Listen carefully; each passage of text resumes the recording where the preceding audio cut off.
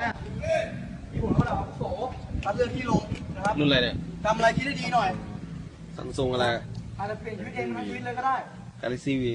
แค่การผิดระเบียบเล็กๆน้อยๆที่เราคิด อันนี้ครับอาจจะดูเรื่องธรรมดาไป อี แล้ว แท็ก แต่คิดนิดนึงนะครับอาจจะได้อยู่เรือที่ชอบหรือเปล่าหรือหน่วยบกสลาวุธไอ้ตรงนี้มันชี้วัดได้เลยอันนี้อะไรแกนสองครับแกนสองแล้วคนที่แต้มเริ่มไหลนะครับออกสตาร์ทมาแล้วเนี่ยเพิ่งซื้อมาใช่ไหมราคาเท่าไหร่นะ11,000โทษค่อนข้างหนักนะครับแล้วจะหนักขึ้นเรื่อยๆเนื่องจากการ สิทธิโชคครับนะครับอันนี้วัดแล้วปูการ4-5 ปีแล้วเครื่องแล้วนะไอโฟนใช่ไหม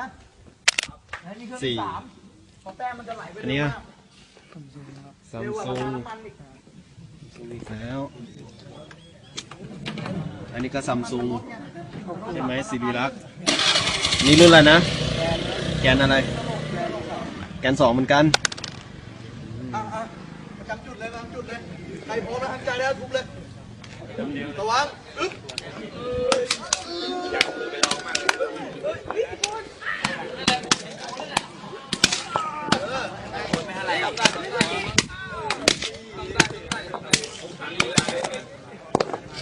เปิดนะเว้ยผมใส่ยังอะไรเอาไว้